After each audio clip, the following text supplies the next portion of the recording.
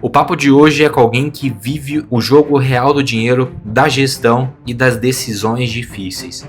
Meu convidado é Rodrigo Marcati, CEO da Veda Investimentos, um dos principais escritórios da XP no Brasil, com mais de 10 bilhões sob gestão.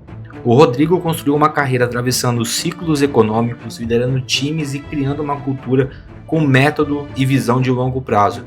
Não só escolhendo ativos, mas ajudando pessoas a proteger e expandir seu patrimônio. Nesse episódio a gente fala sobre o cenário econômico de 2026 e dos próximos anos e como investidores e empresários devem se posicionar em ambientes de incerteza e o que realmente separa quem acumula patrimônio de quem só reage ao mercado. Então, se você investe, empreende ou toma decisões financeiras relevantes, esse episódio é para você.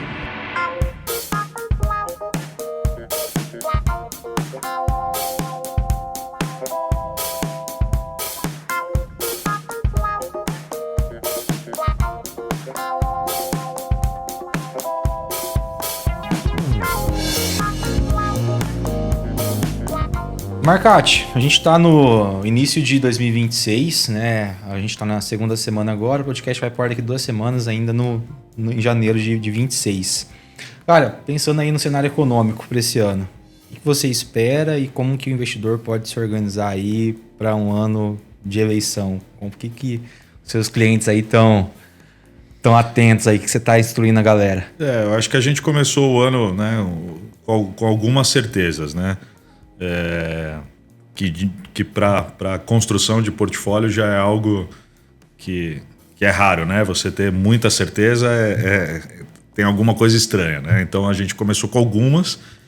Uma delas é de que a gente vai ter um ciclo de queda de juros no Brasil. O Banco Central já vem sinalizando que isso estaria para acontecer, né? A gente não sabe se vai ser em que momento exatamente vai ser, mas vai ser agora no primeiro trimestre. A gente deve ter uma Selic fechando esse ano próximo de 12%, hoje está em 15%, então é um cenário de corte de juros. A inflação está controlada, né? Aparentemente para esse ano a gente deve ter algo até mais baixo do que foi 2025, que fechou abaixo do teto da meta, então o Banco Central não vai ter que se explicar, enfim, né? Acho que ele está com um caminho um pouco mais fácil nesse sentido. Isso já altera um pouco o nível de risco das carteiras dos investidores, né? Os investidores tendem sempre a ter uma alocação com um pouco mais de risco quando a gente começa um ciclo de corte de juros, né? Ele não vai terminar esse ano, provavelmente ele vai se prolongar ao longo dos próximos 2 anos e aí você começa a ter, né, um apetite maior à bolsa, um apetite maior a ativos de mais longo prazo, com menos liquidez. Então já vai ter uma mudança de comportamento. O que tira um pouco, né, que isso seja feito, né, de uma forma mais coordenada? É justamente a quantidade de ruídos que a gente deve ter ao longo do ano, né, já esperado. Tem os inesperados, né, tem os cisnes negros que podem aparecer, como uma invasão na Venezuela, qualquer coisa do tipo, né, agora uma tensão maior com o Irã. Mas tem os esperados, que é o cenário político brasileiro. E ele deve se intensificar a partir de abril. A gente tem visto já as primeiras pesquisas eleitorais saindo agora nas primeiras semanas. Nenhuma grande novidade, né? O cenário é um cenário polarizado e com margem pequena, né? Então a gente vai ver muita coisa acontecendo ao longo do ano, popularidade do presidente atual caindo, subindo, mudança de ministro, mudança de aliados, possíveis candidatos. Só que abril é a data que tudo começa, que é onde as pessoas de fato, será que o Tarcísio vai entrar nesse jogo ou não? É uma decisão que ele tem que tomar em abril. E aí a partir de abril, se ele não fizer a descompatibilização, ele vai continuar, ele vai concorrer a governador e pronto. Então toda essa expectativa vai durar até abril e a partir de abril começa de fato a corrida eleitoral. E aí a gente vai ver, né, eu acho que muita volatilidade no mercado por conta disso. Isso não muda o cenário macro, né? Então o cliente que tem uma visão de mais longo prazo, que tem um apetite a risco, um comportamento menos sensível ao dia a dia, ele talvez já esteja na hora de montar um portfólio pensando nos próximos 5 anos. Até isso que eu ia perguntar. Pensando nos próximos 4 anos ali, tipo, a pessoa já pode começar a fazer essa movimentação, essa migração de carteira. É isso. Toda vez que, se a gente pegar nos últimos 25 anos, toda vez que você bate o topo dos juros durante algum tempo, é quando a bolsa está no menor patamar. Bolsa, ativos, fundos imobiliários, né? E aí começa o ciclo de corte e começa a valorização. Então a gente já teve uma pequena pernada de valorização. A bolsa já fechou 2025, né, o Ibovespa, com uma rentabilidade super interessante, super positiva, né, mais de 30%.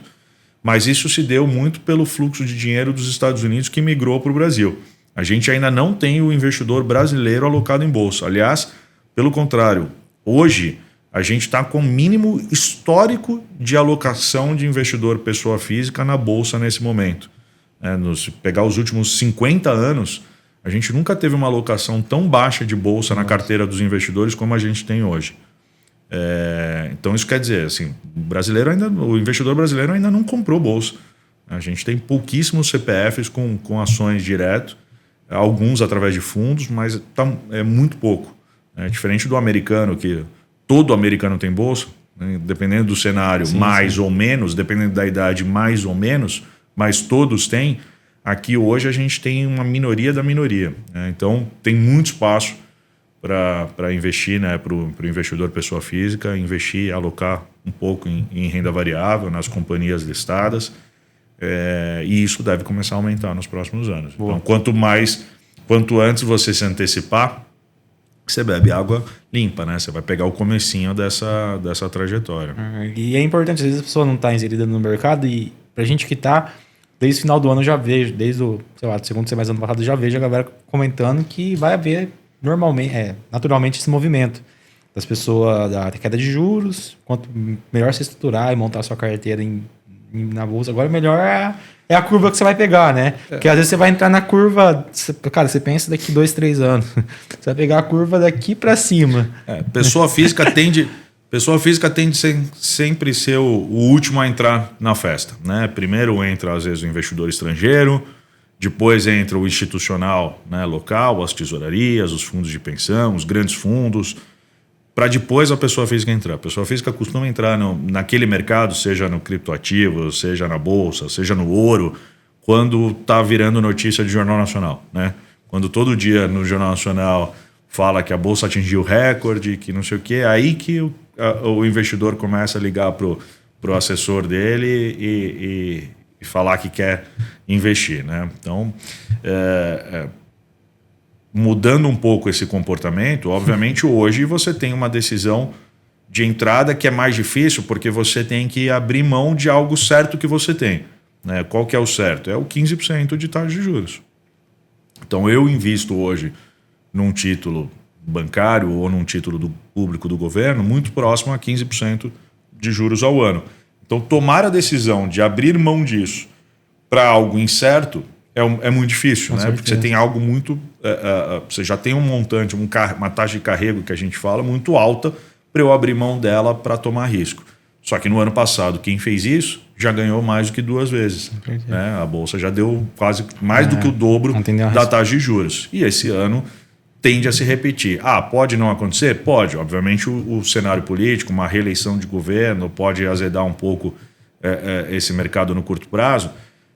Mas a gente tem que lembrar que a Bolsa não é uma proxy exata da economia.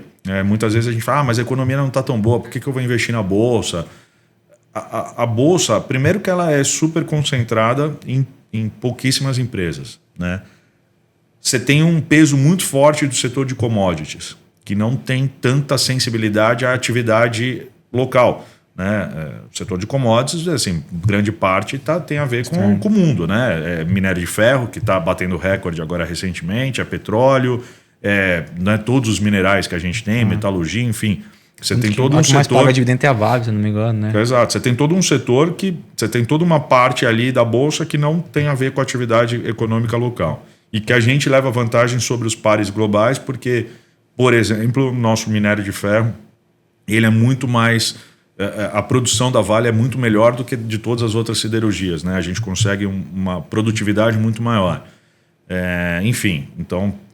papel e celulose, agronegócio, né, alimentos. Então a gente tem vários pesos ali na bolsa que não dependem tanto da atividade local.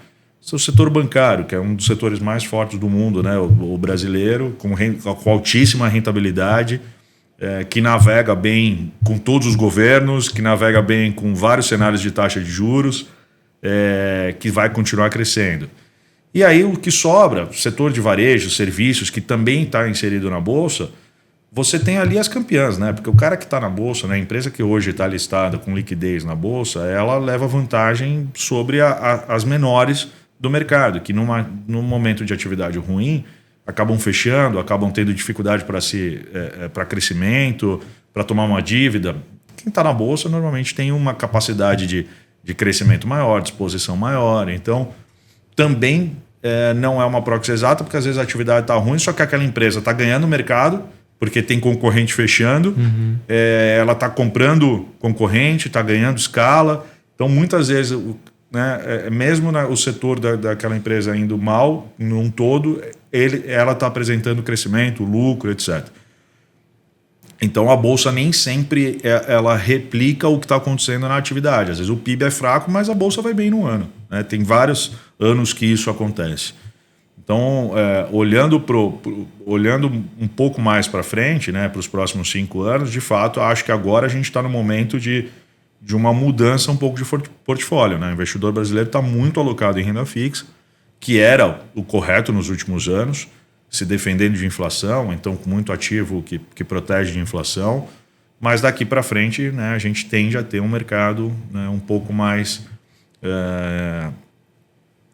arrojado, com ativos um pouco mais de risco, complementando esse portfólio.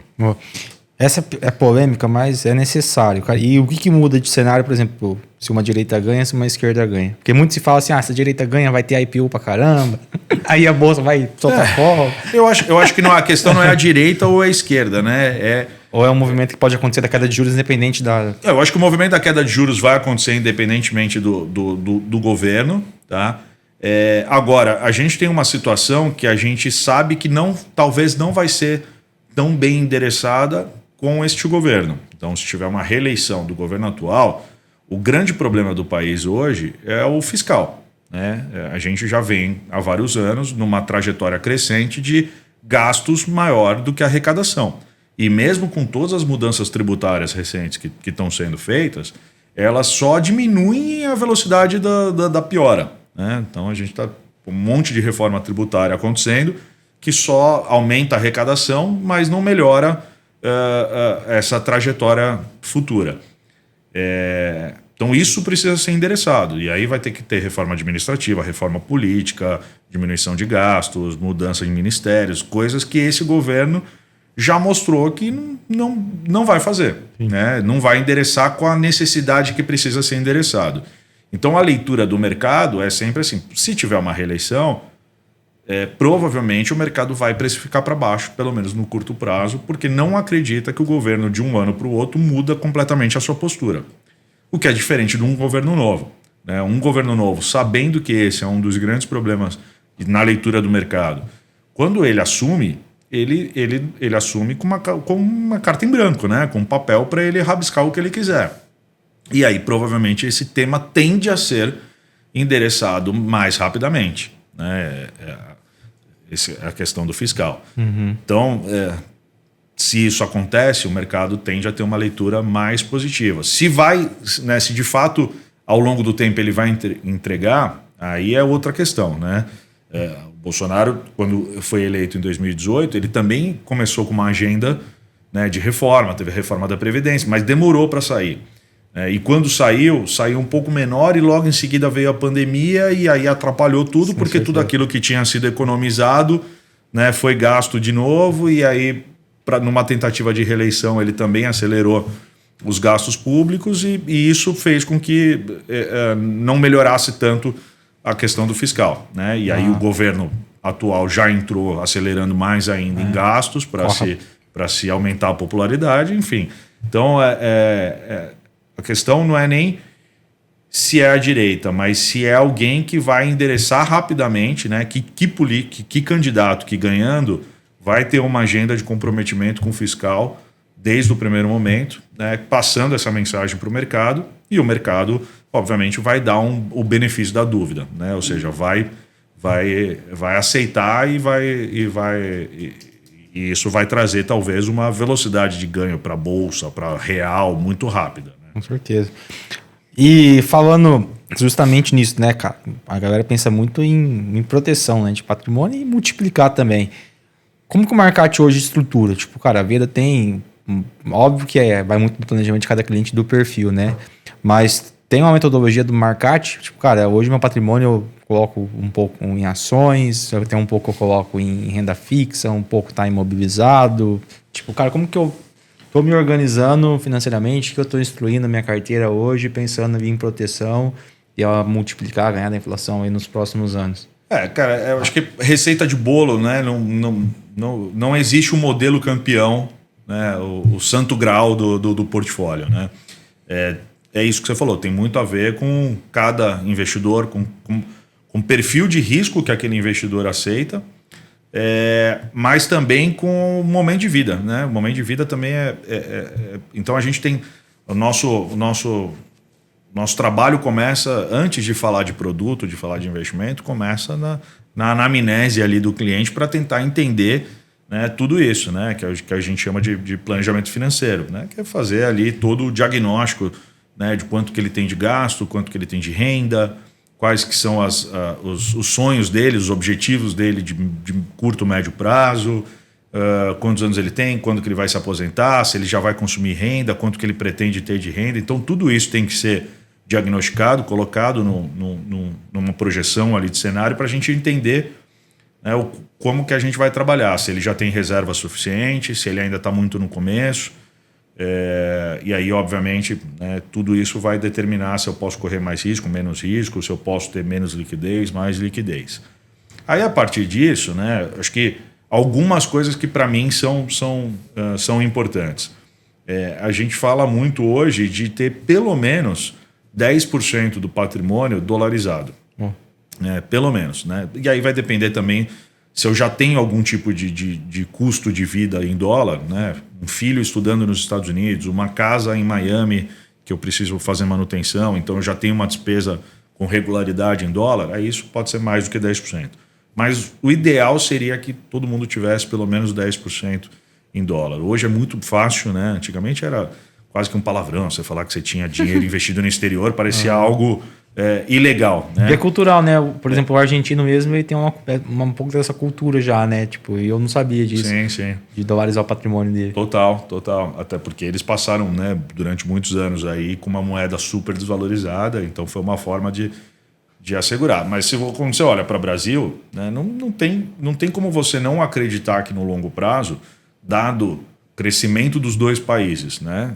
Estados Unidos versus Brasil, projeção de crescimento, projeção de inflação, não tem como a gente não projetar que a moeda brasileira, no longo prazo, ela vai continuar desvalorizando frente ao dólar, né? Então, não vai ser amanhã que ela vai sair de 5 para 8, mas é uma tendência, né? Porque é isso, crescimento projetado dos dois países, inflação, a hora que você coloca tudo isso na conta, o dólar tem que valer mais do que o real. Fora isso, você tem, obviamente, o mercado americano de investimentos, ele é 100 vezes, 1000 vezes maior do que o mercado brasileiro. Então, assim, existem teses que aqui no Brasil a gente não consegue investir. Se eu falar para você, o que é a grande tese agora do momento? Você vai me responder que é a inteligência artificial. Né? Tá todo mundo falando de inteligência artificial. Olhando a Bolsa Brasileira, como eu invisto em inteligência artificial? Não invisto. Pode ser que as empresas brasileiras tenham, ao longo dos próximos anos, aquelas que estão investindo em adquirir inteligência artificial, vão ter ganho de produtividade, mas não tem ninguém criando, né, inteligência artificial, não tem ninguém investindo diretamente em inteligência artificial. Então, para investir nessa tese, eu tenho que estar nos Estados Unidos. Aí eu vou ter infinitas possibilidades. E está tendo muito esse movimento? Você acha que é uma bolha? Não é? Sim, né? Eu acho que é difícil Qual acreditar é o risco que o cara tem que ter? Não, é difícil acreditar que todo mundo que está investindo nisso, né? Que as empresas que foram criadas, né? Que estão valorizadas e recebendo fortunas para investir nisso, vão conseguir gerar retorno para o investidor lá na frente. Mas vão ter algumas que vão gerar 1000 vezes o retorno. Então, quando você tinha lá em 2000 a criação das .coms, que foi uma bolha e que também quebrou, né? Que foi quando surgiu, né, a internet, os sites, essas coisas, você teve algumas várias que receberam dinheiro, que virou bolha ali, que quando estourou a bolha deixaram de existir. Mas ao mesmo tempo você teve um Google que saiu de nada para ser uma das maiores empresas hoje de mercado de capitais do mundo, assim, né, em termos de capitalização. Então, algumas vão sair de fato muito maiores do que entraram. Eu acho que a tese não é bolha, né? Eu acho que a tese ela vai ganhar cada vez mais espaço, né? Enfim, desdobramento.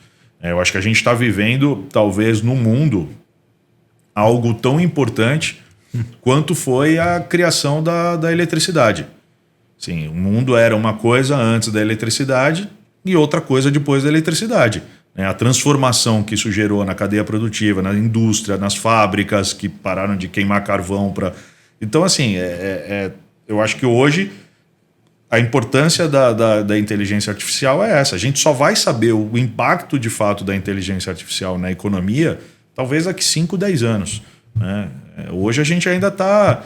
Hoje a gente fala em inteligência artificial, as pessoas acham que é ficar perguntando ali para o ChatGPT a resposta do trabalho de escola. Né? E isso porque a gente vive numa bolha de 1% das pessoas que usam, né, cara? Tem muita gente que não usa, impressionante. Mas a indústria, as empresas, a indústria farmacêutica, eles já estão usando a inteligência artificial preditiva para descobrir, né, impacto de remédio muito mais rápido. Antes você ficava testando durante muitos anos. Hoje, com a inteligência artificial, você já consegue ter todos os modelos químicos ali mapeado e descobrir se aquela... Né, e ajustar as moléculas e tudo isso. Então, tudo vai ser mais rápido, tudo vai ser mais... Né? Então, assim, a gente só vai saber de fato qual é o impacto dessa história do AI daqui 5, 10 anos. Até lá, a gente vai estar só especulando. Cara, é uma revolução tão importante quanto, sei lá, a descoberta do fogo. Isso. Eletricidade, internet, né, na proporção de quando também entrou no mercado. Então, acho que existe, obviamente, uma bolha no sentido de que hoje ninguém sabe o preço justo, né, o valor justo de uma companhia que está crescendo em cima né, desse assunto. E nenhuma entrega retorno. Né? Assim, ainda é tudo muito promessa. Né? A tecnologia é assim, né? Você trabalha sempre com múltiplos muito mais altos, porque é tudo baseado em crescimento, exponencial. Então, vai ter uma hora que talvez vão começar a questionar. Se o capital ficar mais caro, que não é o que está acontecendo agora. Os Estados Unidos estão numa tendência de corte de juros. Tinha muita gente que nos últimos anos investiu em título do Tesouro Americano. Esse dinheiro está saindo do Tesouro Americano e está migrando para países emergentes, está migrando para outros ativos. Né? O ouro está super valorizado como algo de proteção. Sim.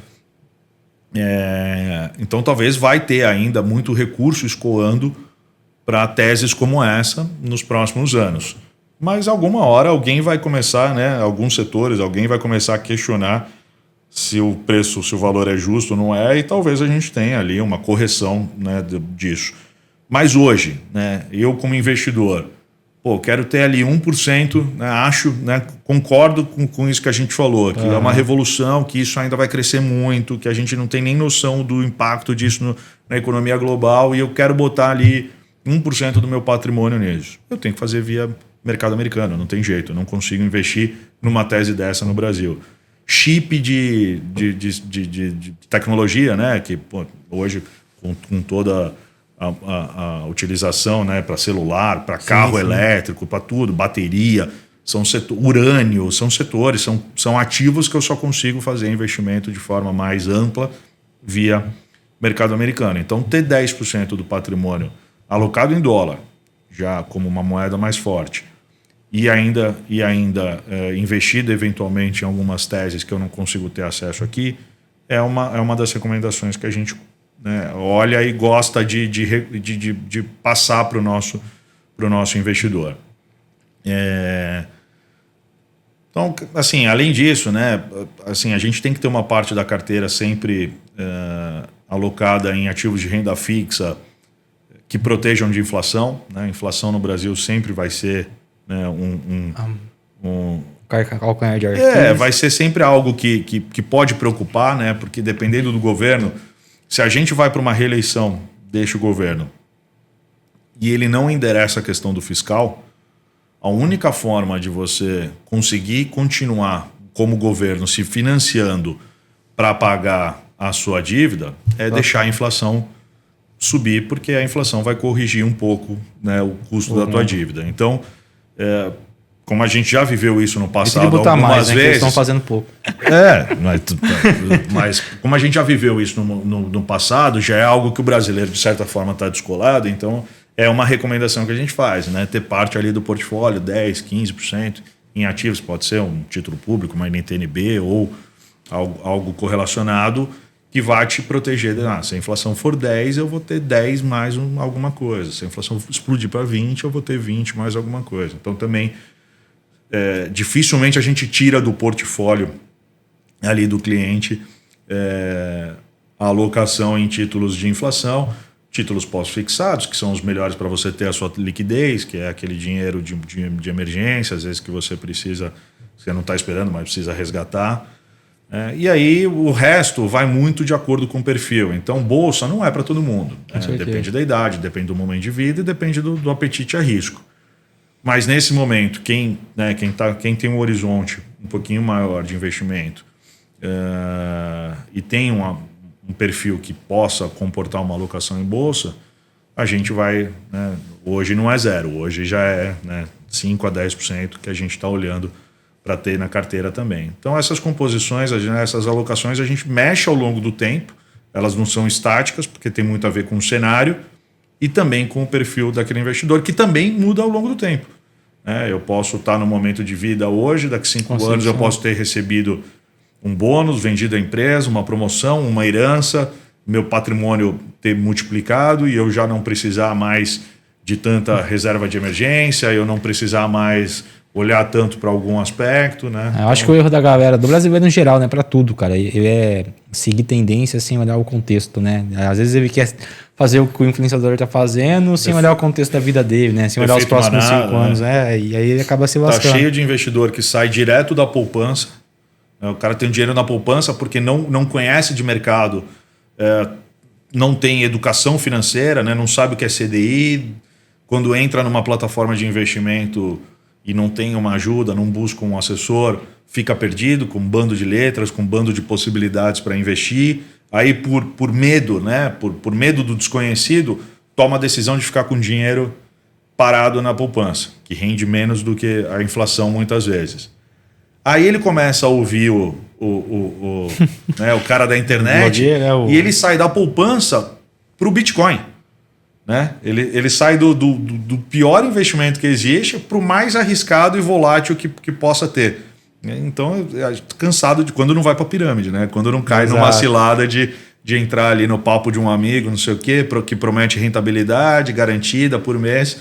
E é sempre querendo encurtar caminho, né, cara? Sempre querendo encurtar caminho. Tipo, a galera não vê que o jogo é de longo prazo, né? Mas isso é uma falha, isso na minha opinião, é uma falha educacional do Brasil. Né? A gente aprende, eu sempre faço essa comparação. Né? A gente tem aula de biologia na escola, aprende sobre mitocôndrias, sobre...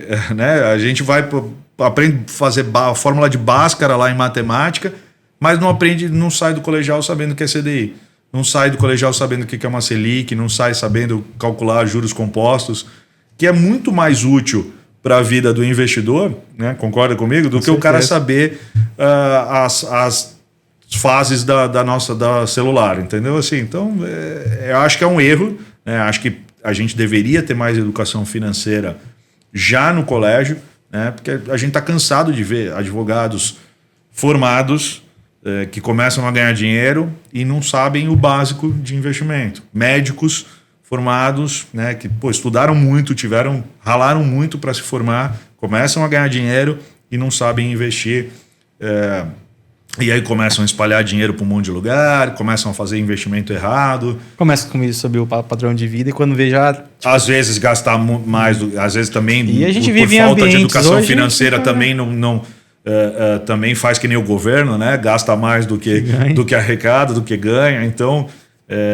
eu acho que a falha está na estrutura, né? Eu acho que a gente precisaria ter como, né, o MEC qualquer dia poderia me ouvir e colocar lá, ó, vamos, né, como educação financeira, no terceiro colegial, todo mundo saber, né, investir, cuidar do dinheiro, fazer orçamento familiar, né, saber o que é taxa de juros, saber o básico, né? Óbvio, não vai sair ninguém ali assessor de investimento, né? Mas saber o básico, como cuidar do patrimônio, né? O que é importante. E na teoria, viu, por exemplo, um cara que tá, sei lá, com seus 30 anos, vamos colocar um médico aí que acabou de terminar a residência, tá ganhando seus 50, 60, 70 pau aí por mês. A regra é sempre 20%, 30%. Óbvio que, tipo, depende da... Quanto mais o cara conseguir guardar, melhor, né? Mas pelo menos 20 a 30% da receita dele. Eu acho que é um bom cálculo, né? Acho que 20, 30% do orçamento é importante ele conseguir fazer uma reserva, né? Acho que primeiro ele começa fazendo uma reserva de emergência, porque ele pode passar 6 meses sem emprego, né? Por algum motivo, e ali ele vai ter uma cobertura. Depois ele começa a investir de fato, né? Mais para o longo prazo, mais visando uma aposentadoria. Muitas vezes é necessário, né, a gente entra com proteção patrimonial também no portfólio, porque a quem está, às vezes, no começo de carreira, no começo de vida ali, de guardar recurso, mas já tem algumas pessoas, né, já é casado, já tem filho, então já tem outras pessoas dependendo daquela renda. E que se por acaso ele vier a faltar ou ficar inválido por algum momento, com uma doença ou uma invalidez definitiva, é importante também que ele tenha ali uma proteção patrimonial para ajudar nesse complemento de orçamento, né? Para cobrir essa falta que ele vai fazer. Então, tudo isso é analisado, né, naquele contexto, naquele momento de vida dele, com 30 anos, ó, quanto que você está conseguindo arrecadar, vamos fazer um comprometimento, né, de guardar X por mês, né, para que você lá na frente possa chegar com esse patrimônio, se aposentar gerando essa renda, né? Então isso vai mudando ao longo do tempo. Aí passa por 35 anos, a gente vai revisitar aquele plano original que foi feito. O cara tá ganhando 4 vezes mais, já ganhou um bônus, comprou um imóvel e vendeu por acaso pelo dobro, né? Comprou algum ativo que deu muito certo. Então, aí revisita, né? Vê quanto que pode mudar de planejamento, se pode começar a guardar mais, se o objetivo de vida passou a ser mais alto, né, de lá na frente. Mas é mais ou menos isso, né? Isso é o combinado, né? É importante ter o combinado, né? Assim, senão você fica... um mês sobra, no outro não sobra, você não coloca aquilo como se fosse uma despesa do teu orçamento, né? Acho que isso que é legal. A gente fala que muitas vezes necessita, para guardar dinheiro, precisa ter um boleto para pagar. É mais ou menos como se fosse isso.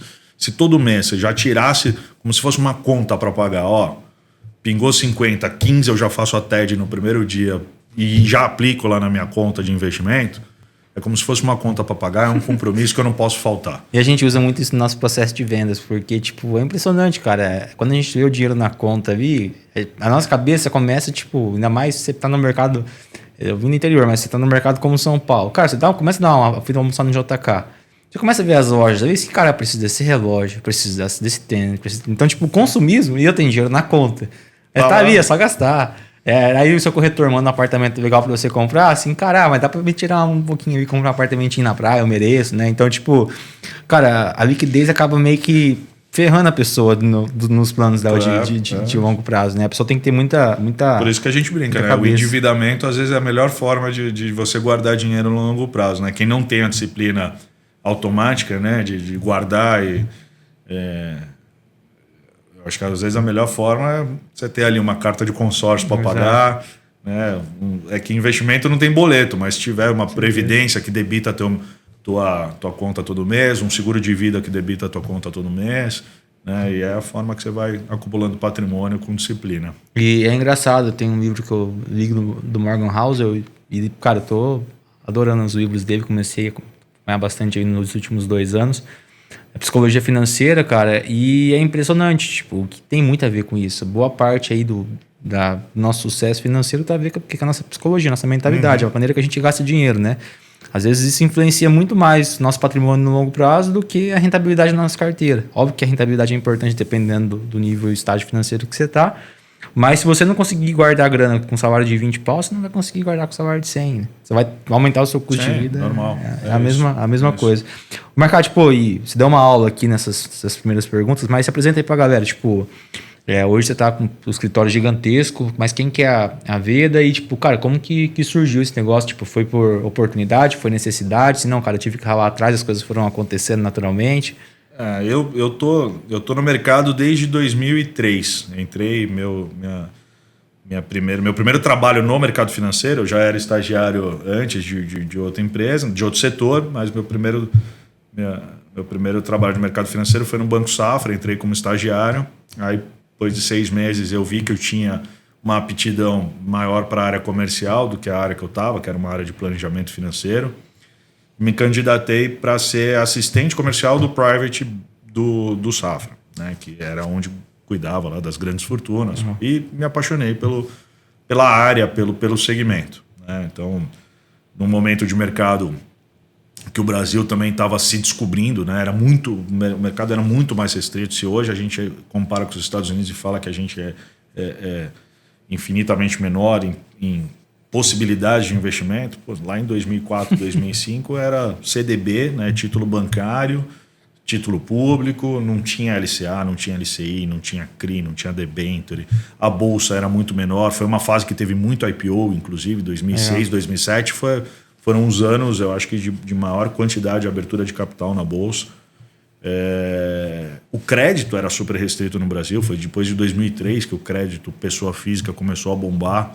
Então, eu peguei esse comecinho de mercado, me apaixonei por essa história, né? Sempre muito olhando investimento, todo tipo, bolsa, renda fixa, fundos, e peguei todo um amadurecimento dessa indústria. Fiquei no Safra até 2007, trabalhando para esse time de banqueiros ali do private, e aí eu fui para um banco de investimento, porque o Safra, ainda como um banco de varejo, você tem ali outros assuntos que você tem que tocar no dia a dia, que às vezes são super burocráticos, né, muito operacionais e não tão prazerosos para quem estava estudando, para quem estava na faculdade de economia, querendo aplicar aquilo de fato. Aí eu fui para um banco de investimento, fui para o Banco Fator, que era uma corretora grande, né, uma das maiores do mercado, né, em 2007, justamente no private, para ter a minha carteira de clientes e começar, né, a falar de alocação, de investimento de fato. Nesse momento que o Brasil estava indo super bem. Para o meu azar, mas ao mesmo tempo para a minha evolução, né? Logo que entrei já peguei a maior crise do mercado financeiro da história, né? Por 2008 veio lá a crise do subprime americano e tudo deu, a bolsa desabou, ficou super difícil de falar com o cliente, com o investidor. Então tudo que eu estava vivendo ali de crescimento, de velocidade, foi, né, quase que foi embora, né? Mas foi bom, porque eu acho que foi uma baita escola, foi um baita aprendizado ali, de entender que as coisas são cíclicas, de entender que às vezes a gente tem que... Todo esse caos que a gente está passando agora, agora para mim já virou fichinha, né? É uma coisa que você aprende, né? Que toda crise, quando você está vivendo, parece que é a pior da história e que ela nunca vai acabar, né? Mas toda a crise acaba, né? Crise da pandemia, crise do Brasil ali em 2014, 15, enfim. Então, assim, crise passa e a gente tem que sempre tirar, gera muita oportunidade, né? Eu acabei ficando 10 anos no banco, comecei júnior, né, minha ambição enquanto profissional sempre foi carreira executiva, né? Era aquilo que eu almejava, né? Criar uma carreira, construir uma carreira executiva dentro de banco, dentro do mercado financeiro. Até pegando nisso daí, pra gente aproveitar esse gancho. Cara, hoje eu vejo que a gente tem dificuldade de se destacar, até a profissão assessor vem crescendo cada vez mais, né? Principalmente aqui em São Paulo, né? A gente tá aqui na Vila Olímpia, você vai na academia, cada 10 pessoas que você tromba no vestiário, 5 trabalham com... não tem jeito. É impressionante. Mas, que dica que você daria pra galera, para quem está começando hoje no mercado financeiro, como que esse cara pode se destacar hoje? Né? Com a concorrência aumentando, Qual que é o olhar que ele tem que ter? Qual que é a rotina que ele tem que ter? Por que você se destacou e a maioria não se destaca? Putz, assim, acho que são momentos diferentes de mercado, né? Eu me destaquei num momento que essa profissão de assessor de investimento praticamente não existia, né? Eu acho que algo que tem muito a ver com isso assim, independentemente do momento, resiliência, né? E entender que esse é um processo de anos. Esse não é um processo que você tem sucesso em um ano, ainda mais quando você começa com 23, com 24 anos. Né? Então, é um processo que você vai chegar onde você quer em uma jornada, vão ser 10 anos, vão ser 15 anos, não é algo que você constrói da noite para o dia. Né? Porque depende não só da capacidade técnica, mas depende também, né, de credibilidade, de autoridade, de onde você veio. Relacionamento. Com 23, com 24 anos, você pode ser uma pessoa super bem relacionada, ter nascido já num ciclo de amizade, né, dos teus pais, que possui muito dinheiro, que possui muito patrimônio, mas eu já trabalhei com muita gente vindo dessa classe, né, e que não consegue deslanchar. Por quê? Porque não necessariamente com 23 anos, o fato de você ser bem relacionado, aquele amigo do teu pai, ele vai te receber para uma reunião. Né? Provavelmente ele não vai recusar tomar um café com você pelo relacionamento familiar. Sim. Mas ele não vai botar o patrimônio dele com você com 23, 24 anos. E se ele pode até colocar alguma coisa para ajudar, tipo... etc. Mas ele não vai tomar a decisão de colocar... Não vai ser seu maior cliente. Então, não apostar nisso. Esse processo ele requer credibilidade. Hoje é muito mais fácil eu captar cliente, né? Porque eu já tenho uma história de 20 anos de mercado financeiro, já fui diretor de banco, né? Construí a Veda desde o começo, tenho uma certa autoridade e reconhecimento, já fui, né, premiado, etc. Tenho uma exposição. Então isso me ajuda a captar cliente. Né? Então saber que às vezes não é... É bom ter, obviamente, a tecnicidade, você tem que ter um repertório amplo, você tem que saber falar sobre todos os produtos, mesmo que de forma, né, não super específica, super micro, mas você tem que saber abordar. Então, estudar, aproveitar o comércio para estudar, para ter repertório, para saber navegar sobre os produtos é muito importante. Construir uma capacidade oratória, eu acho que isso é algo que eu investiria, né, desde o começo. Né? Você tem que saber falar, saber se comportar, né? Saber se relacionar. Eu acho que isso é muito importante. Ter a disciplina de rotina. Né? Muitas vezes a gente não acredita no começo, acha que só saber falar ou só e não quer fazer o básico bem feito. Né? A gente ignora o poder do básico bem feito, lá do uso do CRM todo dia, da disciplina de quantas ligações eu vou fazer por dia, quantas visitas eu vou me comprometer a fazer no mês, quantas vezes eu vou ligar para aquela mesma pessoa. Então, criar, né, esse playbook, essa rotina e cumprir ela, ter disciplina diária é super importante. E às vezes eu vejo a molecada, né, gente mais nova que está entrando no mercado, começa a ter algum sucesso, abandona. Se não tiver alguém, né, cobrando, né, orientando, abandona essa rotina, porque acha que a intensidade é o que vai fazer acontecer. Então, assim, putz, eu estou sendo intenso, eu estou indo para cima, mas se faz de forma descoordenada, você começa a ter... Você capta um cliente novo, você gera um relacionamento novo, só que você está perdendo ali, se você não está vendo, você está deixando a oportunidade passar com o cara que já era teu cliente. Né? E é muito mais barato você manter um cliente. Com certeza. É muito menos energia que você tem que depositar de relacionamento para captar mais dinheiro daquele que já é teu cliente do que abrir um cliente novo. E eu vejo esses erros com frequência. Né? O cara muito intenso ali, mas de forma descoordenada. Então, o básico bem feito. Né? Investir em questões básicas de comportamento, de melhorar a oratória, de melhorar o repertório, né? De eu ter capacidade de falar com o meu cliente, de ouvir meu cliente, na relação, e entender que isso é uma jornada. O assessor, às vezes, só de ficar fazendo o básico bem feito, com disciplina, ele vai ser beneficiado porque dentro de uma empresa grande, né, você tem rotatividade, né? Você tem assessor que está entrando, você tem assessor que está saindo, você tem gente que está saindo da profissão, você tem gente que está se aposentando, tem gente que está eventualmente indo para a concorrência. A empresa está crescendo. A empresa está crescendo. E esses clientes que estão ali, eles vão migrando, né? A Veda tem partnership também. Tem partnership. Então, muitas vezes a gente vai quebrando a carteira de cliente para um assessor que está se destacando. Então, o Guilherme está lá comigo, o Guilherme foi para uma outra posição, só vai atender tipo determinados clientes, ele tem uma carteira que precisa migrar para alguém. Então, aquele que tá ali todo dia fazendo o básico bem feito, ele vai ser beneficiado, ele vai receber uma carteira nova de cliente para cuidar. Então, só de ter disciplina, de ficar ali no lugar fazendo a coisa bem feita, ele vai sendo recompensado ao longo do tempo. Então, acho que é isso. Acho que para o assessor novo entender que a dinâmica não é tão rápida, né? Acho que a gente teve ali uma euforia 2019, 2021, quando foi o boom da profissão, inclusive, que a gente teve a taxa de juros super baixa, e teve um movimento muito grande de êxodo de profissionais de banco e de clientes de banco de varejo tradicionais para esse mercado de plataforma de investimento, de assessor de investimento.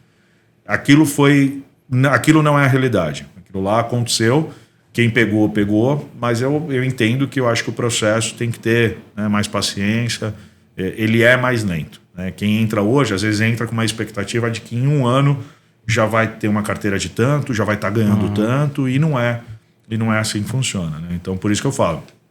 O primeiro ponto é entender que assim, eu gosto, é algo que eu acredito, né? Então, é o meu sonho trabalhar nesse mercado.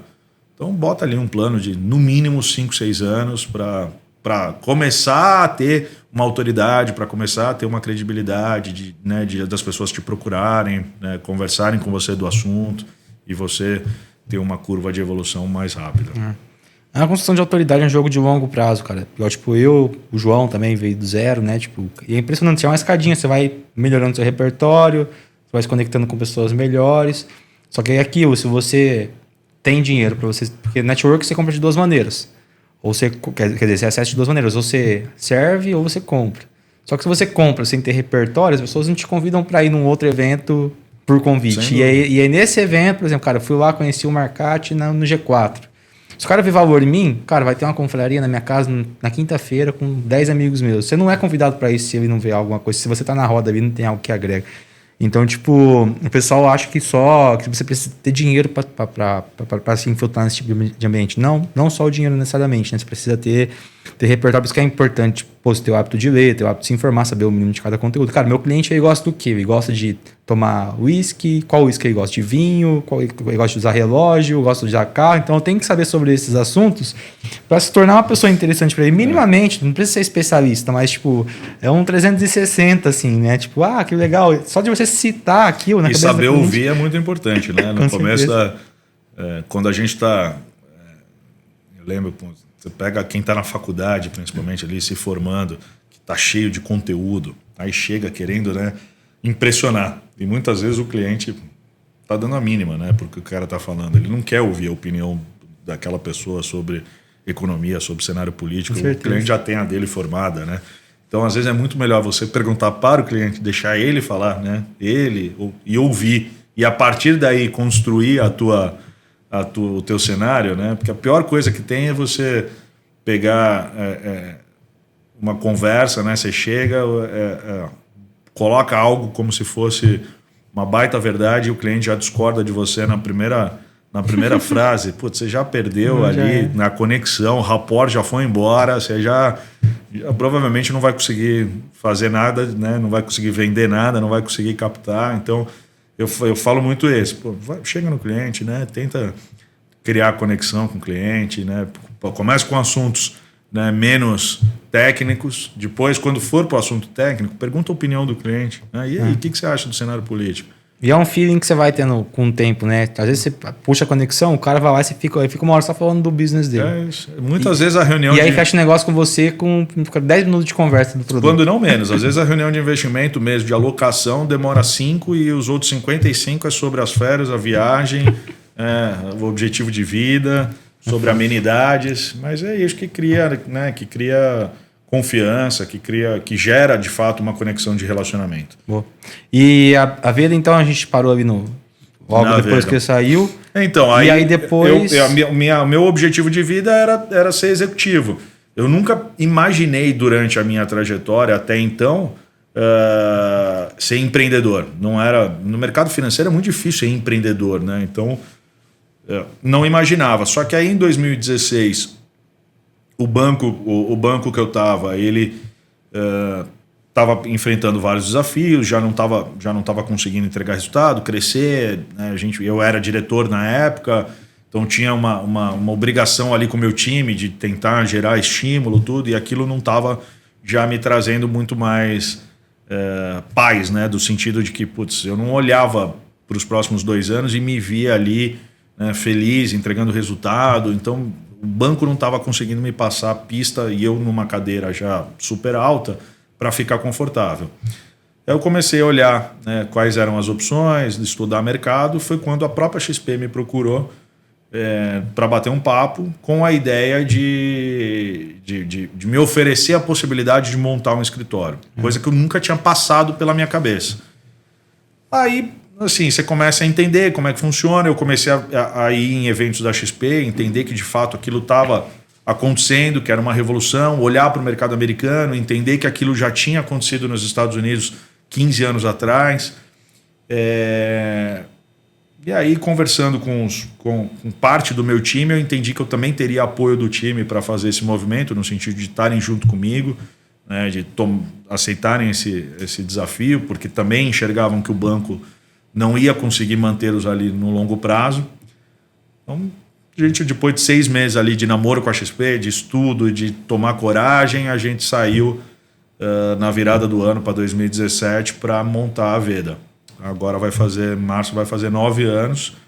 A gente começou em 7 sócios, meio que sem ter nada, não tinha escritório para sentar. Ficamos 3 meses de improviso dentro da própria XP, não tinha site, não tinha nome. O nome surgiu de um vinho que eu tomei. Então, assim, tudo foi acontecendo nesses 3 meses, naquele momento que todo mundo fazia tudo, né? Startup total. Então, a gente tinha que correr atrás dos clientes que a gente tinha deixado no banco para contar a história do que a gente estava fazendo. Tinha que montar a empresa, né? Desde o contrato social, registro na junta, procurar o escritório para mudar, fazer a obra do escritório, montar o site. Então, foi tudo feito ali nesse primeiro ano. E já no primeiro ano, a gente conseguiu ter um destaque lá na rede da XP super importante. E isso, obviamente, despertou para a XP, né? A gente se destacou muito e a própria XP começou a nos ajudar cada vez mais nesse processo de crescimento. Aí, com isso, a gente foi trazendo, né, com o nosso sucesso ali acontecendo, a gente foi trazendo mais gente do mercado, mais gente que tinha trabalhado com a gente, amigos, não sei o quê, para dentro do time. Primeiro ano, a gente já ganhou lá como escritório revelação na XP. Atingiu 1 bi com 1 ano, que na época, assim, poucos escritórios já tinham passado a marca de 1 bi. Então, era um mercado ainda no início que a gente conseguiu surfar muito rápido, né? Logo que a gente chegou, o Itaú entrou como sócio da XP, então isso bombou, né? Para a gente ficou muito mais fácil o processo de captação de cliente, porque a gente tinha já uma carteira de clientes de pessoas mais velhas, que talvez nem conhecessem a XP naquele momento, né, que ainda não era tão famosa em 2017 como é hoje, mas que a hora que o Itaú chancela ficou muito mais fácil, né, o processo de migração. E aí a gente surfou toda essa onda, a gente cresceu bastante até 2020, 2021, aí veio o IPO da XP. Então a gente fez um ritmo de crescimento muito forte durante essa época de time. Já faz uns 2, 3 anos que a gente meio que estabilizou. Vocês estão em quantos estados hoje? A gente está Paraná, Santa Catarina. Santa Catarina a gente tem Floripa e Balneário. E agora na Praia Brava um outro escritório. Curitiba, São Paulo, a gente tem um time no Rio.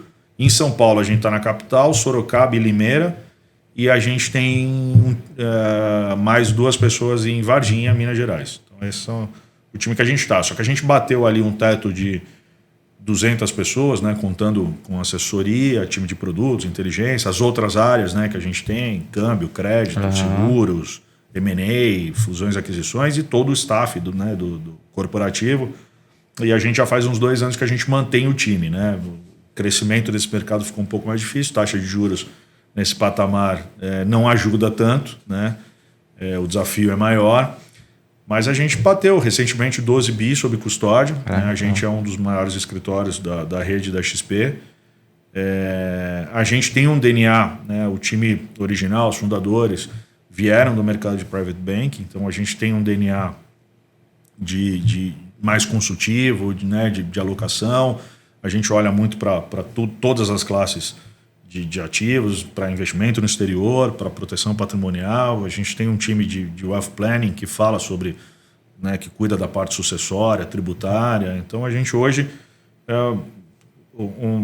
não é mais uma empresa de assessoria, né? A gente é um prestador de serviço de tudo que é tipo no mercado financeiro. Boa. Vocês estão também naquela transição de formato de comissionamento, onde é remunerado sobre a rentabilidade do cliente?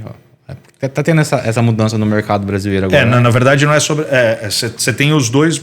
A gente tem 3 modelos lá, né? A gente tem, dentro do modelo da assessoria, a gente tem o modelo onde a gente é comissionado pelas transações que o cliente faz, ou que você cobra um fixo sobre o patrimônio do cliente, independentemente das movimentações que ele faz.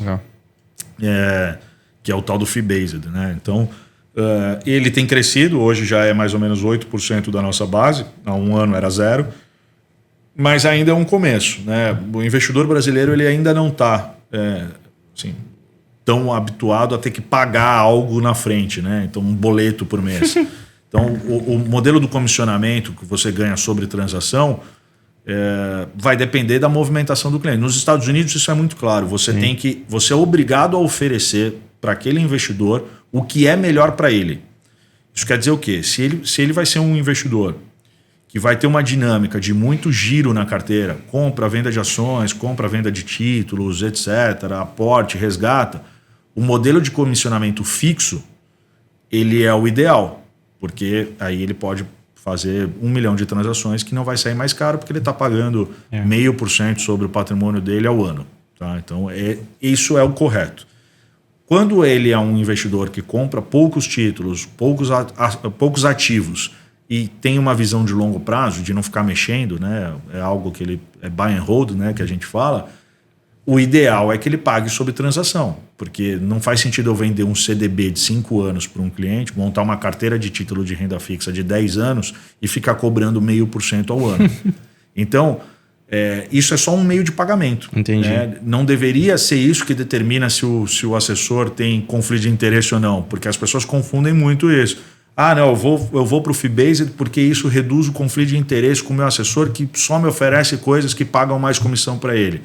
Não deveria. O correto seria eu ter educação financeira para saber se aquele ativo é bom para mim ou não, e escolher o meio de pagamento que eu vou ter na minha relação com o meu assessor de acordo com o meu perfil de transação. Se eu sou um cara que transaciona mais minha conta, eu vou ter um modelo fixo que vai ser mais econômico para mim.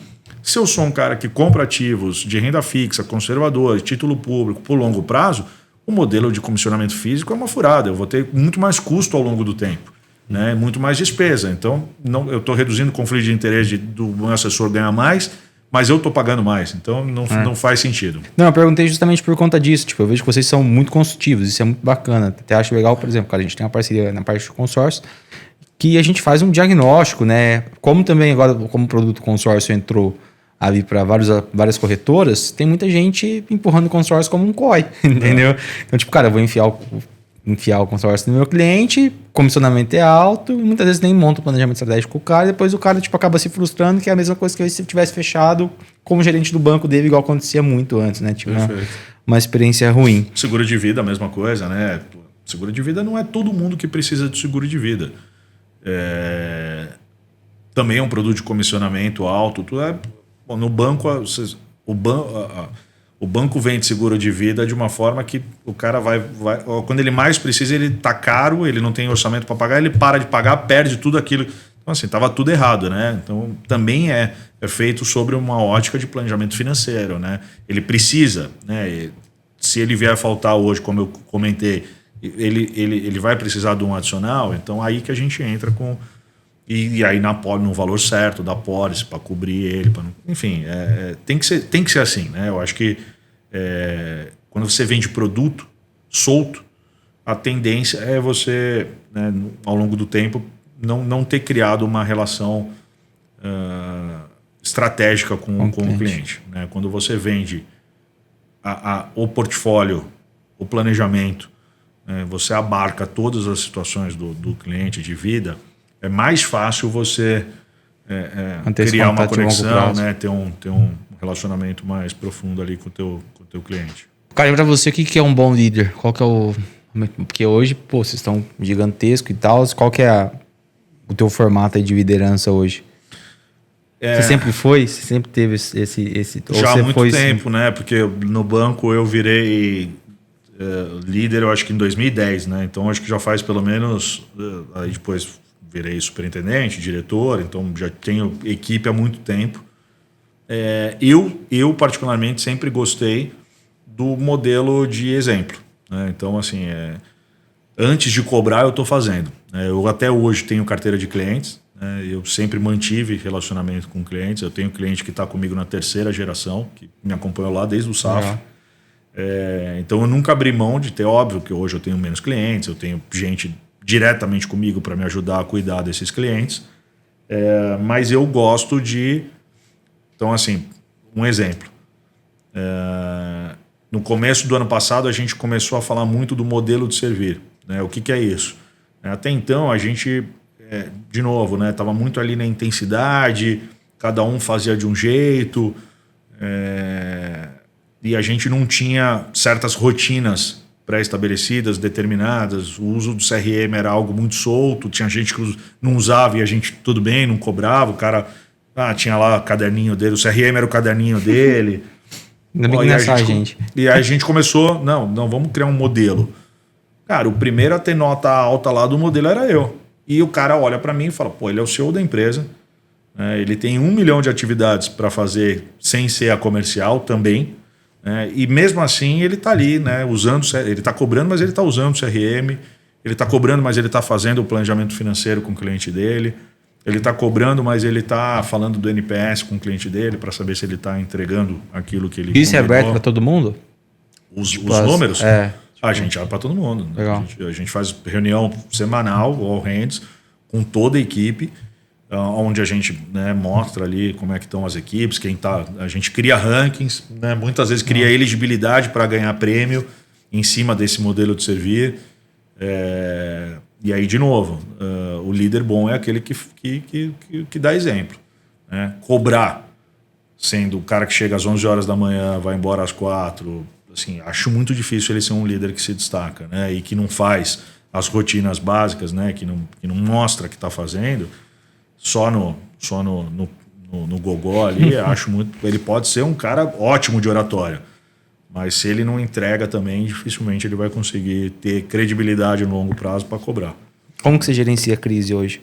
Porque, cara, o mercado financeiro é crise a todo momento, né? Tipo, você tem que lidar com isso, né? Tipo, cara, você acordou, teve a notícia, pô, como que a gente vai ligar pra carteira, né? Eu acho que quando é crise do mercado financeiro que afeta, né, os ativos, eu acho que depois de muitos anos de mercado, de vivência, eu acho que o mais importante é assim, calma, né? Eu acho que é isso. Eu falo muito pro meu time, assim, né? A gente faz reunião toda manhã, a gente tem alguma reunião de produtos ou de time. E o conselho que eu sempre dou quando está em crise é assim, cara, não seja o assessor que passa a impressão do piloto sumiu com o avião em turbulência.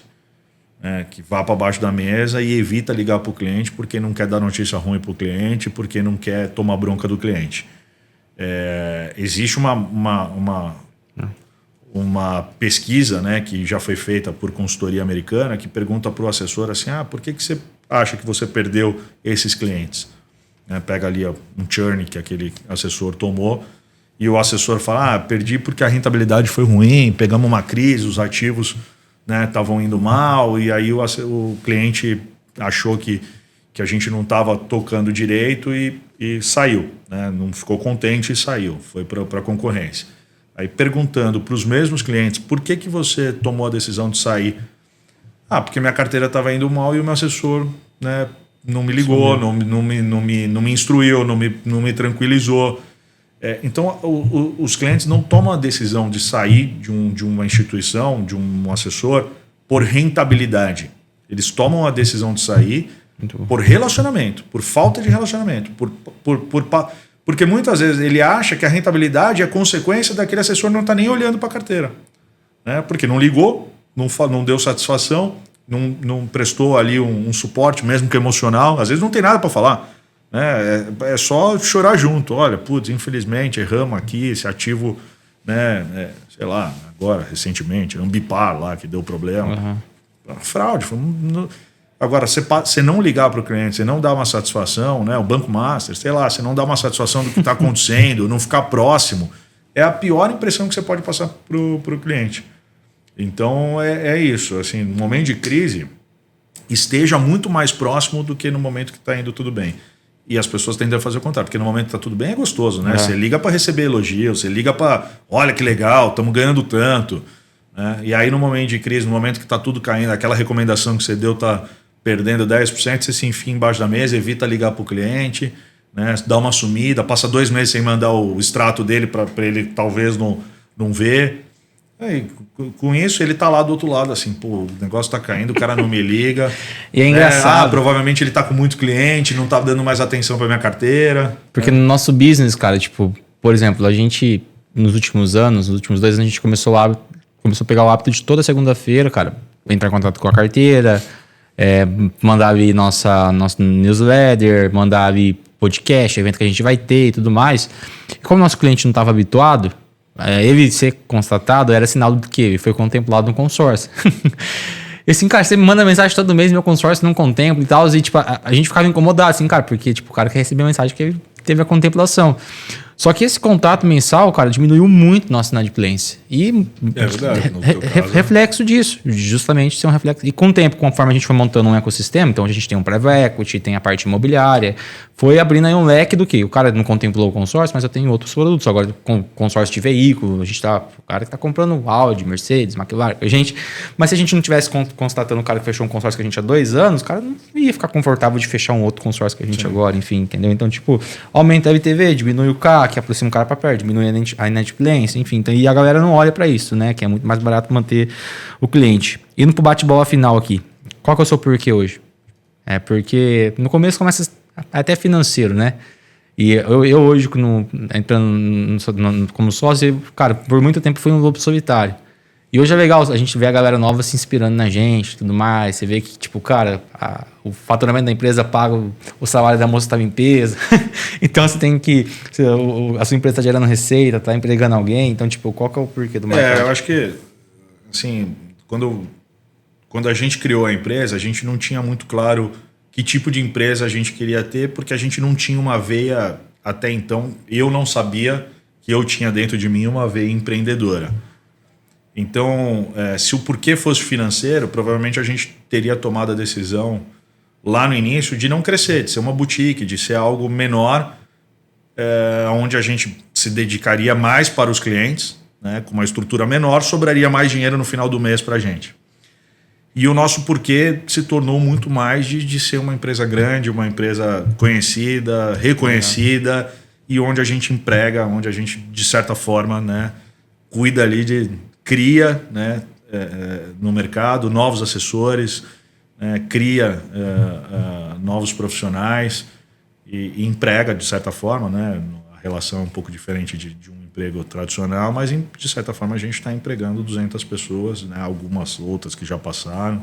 Então isso se torna um porquê para a gente, assim, né, de gerar uma empresa maior aí ao longo do tempo. Acho que isso é uma das ambições aí de ser destaque nesse mercado, de ser reconhecido. O que é inegociável na sua rotina hoje, para você? Inegociável? Como pessoa. Cara, assim, a gente vem muito acho que eu sou muito grato aos 6 que vieram comigo no começo, quando tudo era um PowerPoint, né? Nem PowerPoint, mas só um sonho, porque confiaram muito em mim. E isso é algo que a gente tem muito forte até hoje, né? Os 7 estão super fortes, juntos, né? O nosso núcleo duro é um pouco maior do que só os 7, mas eu acho que o nível de confiança que existe entre nós, ele é muito alto. E então, assim, cara, falta de confiança é algo que me incomoda muito. Quando eu tenho um assessor, um profissional no time que eu não acredito no que ele está falando. Então isso para mim é algo que pesa muito. Então eu acho que a confiança é melhor do que o cara pode ser um avião, pode vender bem, pode ser o maior produtor, mas se eu não consigo confiar nele, né, algo vai me incomodando e até que a gente interrompe a relação. Vínculo. Boa. E qual que foi a tomba aí, um tombo que talvez vocês tomaram, ou que você tomou como pessoa mesmo, que, cara, foi essencial aí pro seu crescimento para se tornar quem você é hoje? Ou... Eu acho que até estamos meio que vivendo ele, né? Acho que empreendedorismo é isso, né? Um eterno aprendizado. A empresa é um organismo vivo que vai mudando ao longo do tempo. E eu hoje, fazendo uma leitura dos últimos anos, eu acho que em 2022 a gente errou ali na velocidade que as coisas estavam acontecendo. A gente, né, teve uma empolgação natural pelo mercado e a gente pisou muito no acelerador, né? Então, assim, a gente saiu de uma empresa que tinha 50 pessoas num único escritório aqui em São Paulo, e aí a gente saiu abrindo, né, frente em tudo que é lugar. Montamos escritório grande em Florianópolis, montamos escritório em Balneário, tudo meio que ao mesmo tempo. Mudamos para um escritório muito maior na Faria Lima, e o mercado, né, reverteu, né, muito rápido. 2023 a gente teve aquele momento de alta de juros, que para a gente, né, afeta diretamente. E aí o custo né, a gente está até hoje ali, né, fazendo ajuste. Então acho que talvez, né, ter uma leitura mais rápida, um não compromisso com erro mais rápido, assim, putz, erramos, tomar uma decisão de correção mais rápida. Eu acho que hoje, como empreendedor, né, vivendo a mesma situação, eu teria tomado ações diferentes de correção de rota. E é isso, não ter orgulho, né? Eu acho que isso é importante, né? Eu acho que o tombo te gera esse tipo de aprendizado, né? Cara, eu só devo satisfação no final do dia para mim e para os meus sócios, né? Então, para o mercado, que vão achar se eu tiver que diminuir, se eu tiver que cortar a gente, isso um pouco importa, né? Quem paga a conta no final do mês somos nós, e eu acho que esse tipo de tombo, de situação te faz, né, aprender a ser um gestor melhor, um empresário mais preparado. Que bom que no nosso caso ele deu oportunidade para isso, né? Muitas empresas, infelizmente, ficam pelo caminho, né? O Brasil tem uma taxa de mortalidade de empresas até 5 anos de quase 80%, né? A gente já está indo para o 9º, então já deu tempo de aprender bastante, crescer bastante, né? E estamos ainda com muita expectativa positiva para esse ano aí. Boa. Qual que foi um grande conselho aí que você recebeu no último ano que, cara, talvez melhorou tua rotina, melhorou tua performance como pessoa aí? Cara, eu acho que criar, né, hábitos, né, eu acho que, assim, ter disciplina de incluir hábitos na vida, eu acho que foi, nos últimos 2 anos, para mim, super importante, desde de esporte, né, que eu já tive problema lá no passado, assim, de ter ansiedade quando estava no banco, tudo, e aí quando você começa a enfrentar esses problemas, você tem que, ainda mais como empresário, você não se permite, né, a se acomodar, você não pode, né? Não. Assim, você é o capitão do negócio, você tem que estar bem, você tem que estar motivando as pessoas. Mas como é que você pode estar motivando alguém, inspirando alguém, se você não estiver, né, demonstrando, se cuidando? Então, eu acho que tudo esse olhar um pouco, né, não só pro gestor, pro profissional, mas também para a pessoa, né, buscar ali a felicidade, tá num equilíbrio melhor, né, física, mente e físico. Eu acho que tudo isso foram conselhos que eu fui observando dos bons gestores, né, dos bons executivos, e tentando aplicar na minha rotina ao longo dos últimos anos para me ajudar. Eu acho que talvez se eu não tivesse feito isso, estaria, né, tido muito mais dificuldade nessa jornada. Boa. Você é um cara que estuda muito. O que você mais tem estudado aí no último ano? Cara, hoje de verdade eu ouço muito podcast, assim, né? Leio alguns livros de gestão, mas eu gosto de coisas mais rápidas, mais curtas, assim, porque os assuntos, mercado financeiro principalmente, que a gente tem que acompanhar muito e muda muito, a velocidade, né? A dinâmica é muito alta, né? Não dá para você ficar desatualizado. Então eu prefiro, né, ouvir mais podcast assim, né, de mercado, de executivos que me trazem, né, informação de certa forma mais rápida, né? A gente vai ficando um pouco mais preguiçoso para parar tudo, estudar de fato, né? Eu acho que a dinâmica do nosso dia de mercado financeiro, ela cobra uma velocidade alta de aprendizado, né? Mas eu tenho muita curiosidade, então eu tô toda hora indo atrás da informação do autor que está, né, divulgando alguma coisa nova, daquela pesquisa que saiu. Eu gosto muito de palestra, eu acho que, né, tá com pessoas interessantes, né? Isso também ajuda. Então é um pouco de tudo. Eu acho que não tem, né, no último. Eu pretendo, inclusive, voltar a fazer curso presencial porque eu sinto falta disso. Já faz alguns anos que eu não frequento sala de aula. Eu acho que a sala de aula é um momento legal, assim, que. É da hora que você aprende tanto com a palestra ali, mas com o cara que você senta ali com a troca, né? Na troca, né? É muito bom. No almoço, no happy hour, é muito bacana. Pra gente fechar, que mensagem que você daria aí pro empresário para ele atravessar esses próximos anos aí com tranquilidade? Cara, eu sou otimista, assim, né? Eu tô otimista. Eu acho que o Brasil, por tudo que está acontecendo no mundo, assim, o Brasil tem uma janela de oportunidade muito forte nos próximos anos, né? A gente vai ter uma demanda grande por energia no mundo, né? E o Brasil produz muita energia limpa, né? O Brasil tem uma vantagem competitiva sobre o mundo nesse sentido. A população do mundo vai continuar crescendo muito e alimentos, né? Consumo de alimentos, a demanda por alimentos, ela é exponencial. De novo, né? Alimentos precisam principalmente de água para existir, né? Para se criar alimento, para se produzir alimento. E água, de novo, né? O Brasil é o país que leva vantagem sobre o resto do mundo.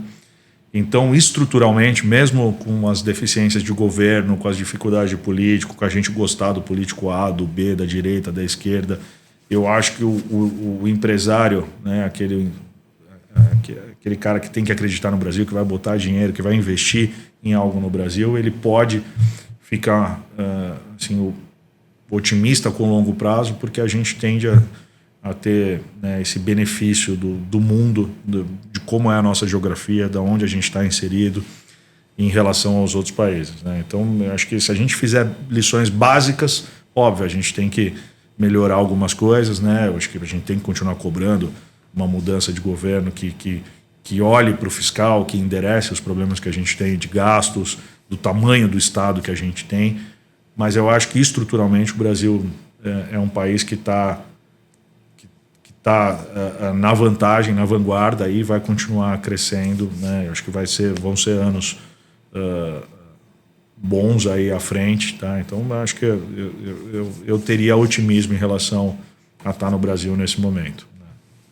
Como que o pessoal te acha na rede social, você e a empresa? Rodrigo Marcati, @Rodrigo Marcati no Instagram. Veda Investimentos, Veda é VEEDHA Investimentos. Vamos lá. Top. Cara, obrigado pela aula. Obrigado a vocês pelo convite. Baita bate-papo aí. Se você ficou até o final desse episódio, muito obrigado pela audiência. Compartilha com teu amigo aí, cara. A gente tá no começo do ano. Com certeza, assim como você, ele tá cheio de dúvida, então você vai estar ajudando muito ele a ficar informado, muito ele a proteger o patrimônio dele. Já segue o Marcati, segue o pessoal da Veda, que eles são, cara, referências aí, dominam demais o assunto. Marca sua consultoria aí também com o time dele, com os especialistas. Pode estar chamando a gente aí que a gente acaba instruindo vocês. Muito obrigado, até o próximo Solocast oficial. Valeu!